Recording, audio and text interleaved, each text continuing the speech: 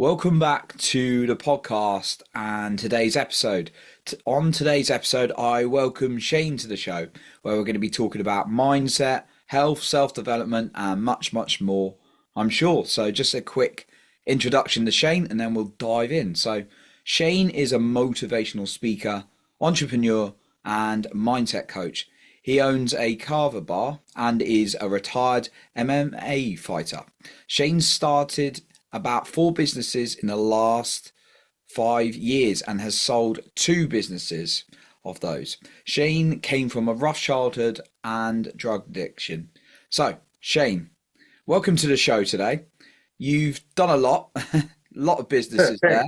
Yeah. And yeah, sounds like you're doing a lot of your mindset and obviously your motivational speaking. So yeah, it sounded like this from your life there's been some changes, so really from kind of like early on you mentioned to me in your bio that there are some challenges, there's some drug addiction. What really sparked a change in you? What was it really that made you want to start this change, go down this whole entrepreneur route, this mindset route?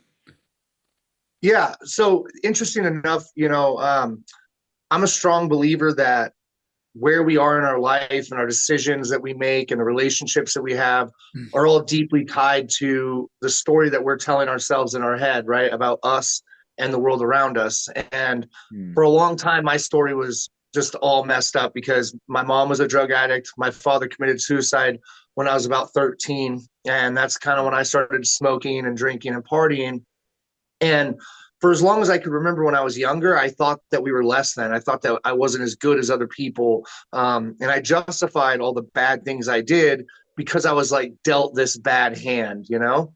And I feel like when I got older, um, I used those justifications to try to feel better about myself and try to like change that story. I thought I was going to be like this drug dealer, like El Chapo or some crap, and I ended up going through multiple overdoses and robbing a guy at gunpoint. And I ended up just pretty much hitting rock bottom. I was a heroin addict. And I also, dabbled in whatever other drugs I could get my hands on. And I kind of just ran out of options. I ran myself into the ground and just hit that rock bottom where I just had my back against the wall and had nowhere else to turn. And I think that that is kind of where they talk about like breaking yourself down to build yourself back up. That kind of happened for me at 28 years old. I got locked up. I had burned every single bridge that I had. So I didn't have anybody to turn to. Like the only person I had to talk to was my mom. And my mom was actually a drug addict. So it was crazy, but I kind of accepted where I was when I was in jail. I went through like this 35-day withdrawal. And that just kind of sparked something in me to wake up. And I started journaling. I started meditating. I started reading every book I could get my hands on. I started working out. And I was just really eager and hungry to change what was going on in my head. Oh, amazing. Well, sounds like an amazing transformation you went through. And yeah, you hit rock bottom, and then you really wanted to, yeah, make that change. You got all your journaling, started getting journaling, meditating, reading all these books. Is there anything that you find particularly useful now? Because everyone's got like their different tools to kind of feed your mind on a regular basis that you particularly enjoy. Yeah, I try to do pretty much all the things. I Oh, mean, all the uh, things. I, I do meditation, I do breath work. I'm a strong believer in affirmations. I say it all the time, like Hitler. I hate to quote Hitler, but you want to learn from everybody, and he's the one that said it. If you tell somebody a lie long enough, they're going to eventually believe it. So I talk to myself in the mirror. Like when I wake up in the morning, I feel like I'm kind of a crazy person because I talk to myself a lot. I'm like walking around my house talking to myself, and I journal. Working out has been a huge thing for me. I think that, Mm. just the act of lifting weights or pushing yourself past that moment of feeling like you don't have anything else left in the tank, but you continue to go is such a very powerful thing when it comes to like changing your mindset and switching who you are, is just pushing yourself outside of your comfort zone. And I think that that's why MMA was such an amazing thing for me. It Mm. taught me so much in life. And I didn't start fighting until after this rock bottom. Actually, I wrestled through high school and did a little bit of jiu-jitsu when I was a kid, but after the whole jail and going to treatment, which interesting enough, I learned a lot of self-development from going to drug rehab, going to treatment. Like that's pretty Mm. much what treatment's about, is kind of trying to dissect yourself and figure out how you tick and why you do the things you do and find all your character defects. And then I had relocated to a new town here in Billings, Montana, and I wanted to be relocated where I didn't know anybody. And I ended up going to some MMA fights and just remembered how much I loved wrestling and doing jiu-jitsu as a kid. So the next day I went into the Grindhouse, which is an MMA gym here, and just started like making that my new heroin addiction. I just trained every day, all day, and kind of did a lot in the sport in a very short period of time. So it was amazing. And it taught me so much, like I said, about going outside your comfort zone, about discipline. I had I feel like I have my back against the wall. Like ever since I went to jail, it was like I was telling myself in my head, if I don't get better every day, then I'm going to go backwards and I'm going to end up back where I was. So I was like compulsively training MMA, compulsively doing self development, compulsively trying to change what I had going on up here. Mm. Okay, so Yeah. like all the tools, quite a lot of them by the sounds of it.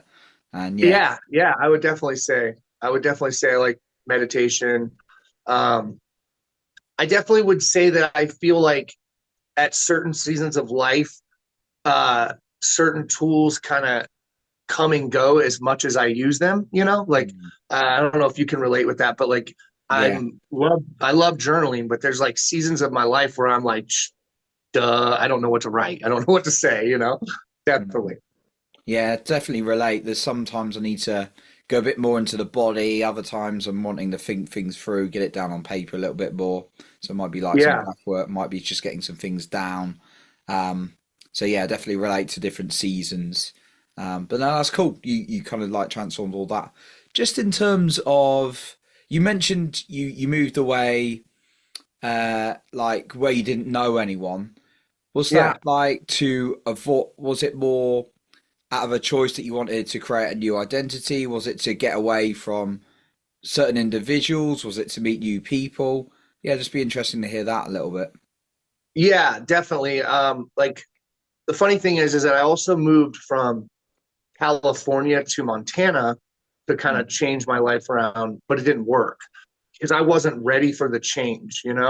But I think that the fact that I was already changing, coming out of jail, coming out of treatment, that the moving definitely did help. It did play a part in it because now, and it was to get away from all those old people. Like I started trafficking drugs from California to Montana or to Bozeman. And so I needed to get away from that bad group of people.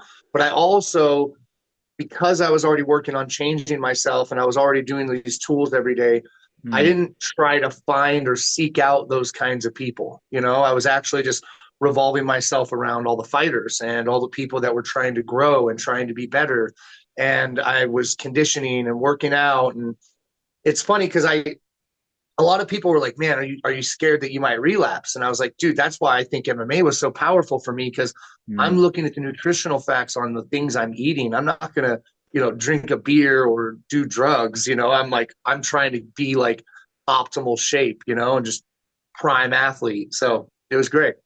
Mm. No, that it's interesting what you said about the MMA fighting as well, and that was almost like your new focus. You had something to go towards, um, and often I found when I've been like lost, it's like easy getting bad habits when you got nothing to focus on, many years back and that kind of thing. And people often talk to, they're like a little bit lost. So sounds like for you, you found something to really have like a focus on, put a lot of energy on, and that really Yeah. like benefited you. Yeah. Yeah. I think finding a purpose and a direction and a passion is very powerful, especially if you have like, drug addicts or somebody that has like an addictive compulsive behavior. Mm. Like I always say this and it sounds crazy, but even as a drug addict, I was chasing greatness, you can say. It's Mm, just my direction was messed up, right? Like I was super passionate about, dealing drugs and being a drug dealer, being a drug addict. Like I was super passionate about it. So mm, if you can chase positive things like that in your life, but like a heroin addict, it's like good luck stopping them. You know what I mean? Like, and that's kind of how I felt about MMA. I think that that's what um, really made those unique qualities. So I was talking earlier about that story that we're telling ourselves in our head about us and the world around us. Well, fighting actually helped me kind of see that this rough childhood that I came from and these stories that I had been telling myself weren't true, right? Like, here's actually a good example. So, when I was in CCP, that drug rehab facility, they had us do this exercise called a timeline, where they had us write out all of our good and bad experiences, escalating to our crime, and they're trying to show us like how we got there, like what things happened in our childhood, what things kind of led us to that direction. And then later, when I was working with Rob Dial, actually, we were talking about limiting beliefs, and I actually found this paper from treatment, and so I went and looked at it, and I took all these bad experiences and I put them under limiting beliefs, and then I asked, like, for each bad situation, I said, what skills, talents, and traits did I adapt from this situation? Like, how did I benefit? And it blew my mind wow. because when I started fighting MMA, I started noticing that I had unique qualities that other fighters didn't have. Like these guys have been training their whole life, but they didn't get raised on the streets like I did. They didn't have the resilience that I had. They didn't have certain attributes that made me special and made me unique. These other fighters didn't have that. And so I feel like I started owning that story, right? I started telling my story like in fight interviews. Like, they're like, how do you know you're going to make it to the top? Or how do you know you're going to make it to the big show? And I'm like, because I've already been through all of these things. So Mm. I know that I'll climb through glass to get there, and it just kind of like rang true. And it started just, changing that dialogue. And I did a lot in the sport in a very short period of time. So in 5 years, I went to Thailand and trained and fought over there. I fought in a world tournament in Colorado called the King of Sparta, and I trained with some of the best UFC and MMA fighters in the world. And I feel like what that showed me was like I put all these fighters on this huge pedestal. Like my whole childhood, I told myself, "Oh, these people are better than me. I could never be like that. I could never Mm. be a business owner." But going from shooting drugs into my arm to training with these guys in 5 or 6 years, it just like really showed me what I could do. But it also showed me that these people, these great entrepreneurs or these, MMA fighters that we put on these pedestals are just humans, they're just cheeseburger eating, nose picking dudes like me and you, they're normal. Oh wow, yeah. Yeah, it's really.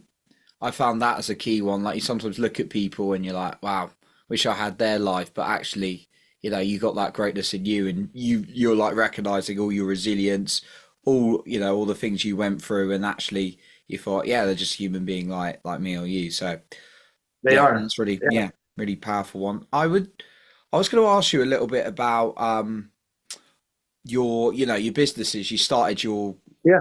was it four businesses in 5 years, so quite a lot of businesses. What kind of drove you into the wanting to start a business side of things? So interesting enough, wasn't even on my radar. Well, Mm. it was kind of on my radar, but because I didn't start fighting until I was 28 years old. So I knew that I wanted to be a motivational speaker. I was already like speaking at Rimrock and these like treatment facilities. Mm. So once I retired from MMA, that's where I wanted to go. But I actually ended up getting invited out to Fort Lauderdale, Florida, a UFC fight camp out there called Sanford MMA, and training with like Henry Hoof. And I was like this close, I felt, to getting to the UFC, to getting to like the big show, you could say. And I ended up walking into a left hand from Takeshi Sato and getting like a really bad concussion. Like I went like timber and like, fell out, gapped out the whole day. They had to tell me over and over again what happened, and it wouldn't register in my head. I wandered around lost for like 3 hours looking for my cell phone, asking the same question over and over and over again. And pretty much that back against the wall happened again. Like I Mm. ended up having to retire from MMA, and I had been doing drywall my whole life. So I ended up in Fort Lauderdale, Florida, kind of like, oh, well, I'm not going to the UFC anymore. Like, what am I going to do? Well, I had journaled about this drywall business idea that I had called the Patch Guy, and I had done drywall my whole life. So I ended up coming back to Billings pretty much just because I needed to make income for my family. I have 2 kids Mm. and I needed to make income for my family. So I came back here and started the Patch Guy, which was my drywall business that was um, like just focused on patches and remodels. Because the whole time I was doing MMA, I was doing patches and remodels on the side. And so I came back here and once again, I just threw that same addictive, compulsive energy at this drywall business and did 250,000 gross revenue. And then also while I was in Florida, me and my old business partner and training partner in MMA found Kava. Have you heard of Kava? I've not come across it. No, you got the Carver bar, right? Yeah. So what kava is it's a root from the Polynesian islands. And what they do is they take the plant kava out of the ground, they grind up the root, strain it with water, and you shoot it out of a coconut shell. And what it does is the kava lactones in kava will lower your anxiety levels and give you that social, bubbly, talkative feeling that alcohol might give you, but none of the drunken impairedness. It's a lot like when you've had like one beer, how you start to feel lighter and like you can talk to anybody. That's kava, and it never goes past Oh, that. And so I found that in Florida, and this is something that was like starting to wave all over the United States. And we don't have anything like that in Billings, Montana. In Billings, Montana, I was a recovering drug addict. I don't really go hang out in bars. And there was no other place to socialize in Montana but the bars. Like we've got casinos, we've got bars everywhere. And so me and my old training partner in MMA ended up opening up the first kava bar in Billings, Montana to ever be in Montana. And how I kind of got to like selling all these businesses was about 2 years into my business with the Patch Guy, my drywall business. I realized like I hate drywall. Like, why the hell am I doing this? Like, I hate drywall, and so I ended up selling that business so that I could focus on Kava Roots more, which was my first Kava bar. And I actually met Rob right around that time and went down to Cabo to a mastermind with him and Dean. And then after that, started Havoc Mindset. So I was just focused on the Cabo bar and Havoc Mindset. And then my partnership with my other partner in that Cabo bar didn't really work out. So we moved over here and opened a Kava house with my Polynesian friend, actually, Tooney. He's my business partner. And so now we have this Kava bar over here that has like his culture behind it and everything like that. And now I'm kind of just, head first on Havoc Mindset, which is motivational speaking and coaching, and the Kava bar to Kava house. So it's kind of like what I do now. oh, amazing. Been quite an adventure, quite a journey for you. It has. That's It good. has, man. Yeah. It I, has. Go ahead. Sorry. no, I was going to say, like, for the individual who perhaps might be like in that place of a little bit of like a dark place, a little bit sort of like rock bottom, maybe where you've been, but they're just kind of like lost. That maybe they've had addictive habits and maybe similar, maybe different, but they're just a little bit lost. What kind of guidance do you feel you could offer someone who's just like, I want to find something, but I don't know what it is? Yeah, I would say anybody that they can talk to, therapist, coach, anybody that they feel like they can confide in and get to know who you are. I think try to figure out like what Mm, those special, unique things are about you. And the reason I say talk to somebody else about it is because we're going to be hard on ourselves and our mind all the time. But I feel mm, like if you had a partner, a friend, somebody that sees these unique things about you, these mm, special things about you, it'll be really helpful because I think that even at my lowest low, having my mom there was very beneficial. you know. Out of all the people I could talk to, I held probably the most resentment towards my mom. But at those times when I was in jail and I'm like doing this reading, I'm doing these things, and I'm like noticing these new things about myself, my mom was actually able to kind of bring those things out of me. She was able to kind of like notice those special things about me and like Mm, help me have hope, I would say, you know? So I think we all have special gifts. And when we're so hard on ourselves and we're so attached to this narrative of I'm not good enough, we don't see those things. mm, And sometimes the things that you think are the worst thing about you or that you hate about yourself are actually what makes you you and makes you beautiful, right? Like my own organization, I'm kind of a spaz. I'm kind of an ADHD just nut, you know what I mean? But that's also I feel like what people say makes me good at speaking, good at connecting with people, good at talking to people. And so that's actually one of my greatest gifts is to just be authentically who I am, you know? mm. I like that guidance. Just speaking with someone else rather than being stuck in yourself. And they can certainly I've had that experience, and I know I've coached people, and it kind of brings it out them, or there's that aha when you're just speaking to someone else. So yeah, Oh yeah. beautiful. Yeah, beautiful example there.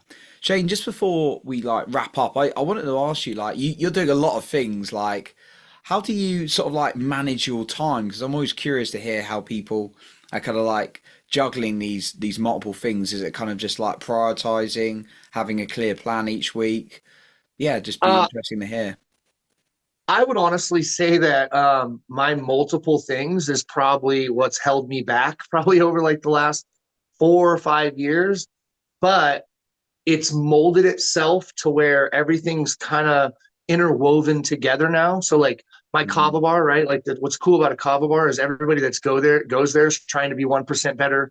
Everybody that goes there is like kind of looking for self development. They're looking for like healthier ways. So I actually started coaching people in person, one on one business owners and stuff that would frequent my kava bar. I actually do Motivation Monday, which is a public speaking event that we do every other Monday right out of my kava bar. I would definitely say that that was probably one of my biggest struggles was managing time and was not like doing too many things and not as good as I could have done them. So I would mm, say like it's all about seasons, right? So like at the season of the beginning of this kava bar, I was putting most of my energy into that, and I was just coaching clients as I could and doing speaking events that I had that would come up. And now I'm kind of got that foundation planted at the kava bar. So now I can focus more of my time towards havoc mindset mm, and coaching and speaking now that I have the staff. So if I was to like rewind, or if anybody else is kind of wondering how they should do it, I think creating that plan of being like, okay, from this year to this time, I know I'm going to be focused mostly on this business or this passion or this thing. mm. And then after I kind of like cycle through that, I'm going to start focusing a little bit more on this thing. But I definitely know that I am like passionate about too many things because I also coach boxing and MMA, because I just love fighting. But I kind of like I segregate it where coaching MMA, like coaching martial arts and boxing is kind of like my hobby. And then the other two things are my career. But I also think that the guys that do that, like me, their career is their life. Like my kids are hanging out at my kava bar all day long. Like they love going to the kava Mm. bar. It's because it's kid friendly and there's other kids in there. So I think that if your family and your life, like if it's a family business, is all kind of revolved around your career, that helps.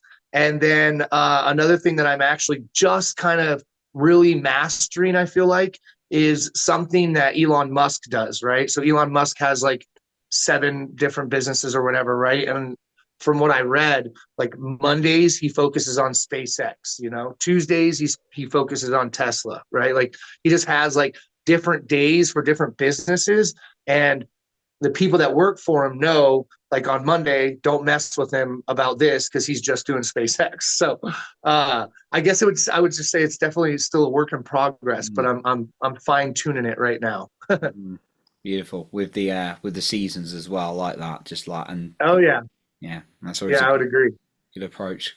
Awesome. So Shane, as we sort of like wrap up today, I know there's a ton more you offer, and you've got a lot out there. So yeah, where can the listener find you if they want to connect with you a little bit more? And if there's anything else of a final point you wanted to add, feel free to Yeah, do so. yeah, definitely. I would say that I have a YouTube channel called Havoc Mindset. You can definitely look us up on YouTube, and that in there Mhm. we have our own podcast and Motivation Monday that's going on. Also, you can find me on Instagram at Shane Havoc Mindset. You can find me on TikTok at Shane Havoc Mindset. We also have a website at havocmindset.com. If you're looking to schedule me for a like speaking event, I just did like a dentist office where we did like 80 different employees and put them through a master class, really just focused around, helping their sales and helping their employees kind of get to the next level and find their passion and find that drive that they really wanted their employees to have. You can go on my website and there's a spot on there called Media Kit, and you can check out our whole media about like my speaking. And also on havocmindset.com, we have our 12-week course coming out called the Academy of Hard Knocks. It's actually a group coaching course that's all in one. It's group coaching and one-on-one coaching. And I also have a book coming out. So you can also pre-order my book at havocmindset.com as well. And just wanted to thank you, John. I know that we've kind of been in contact for a long time, and it's been great to finally get on here.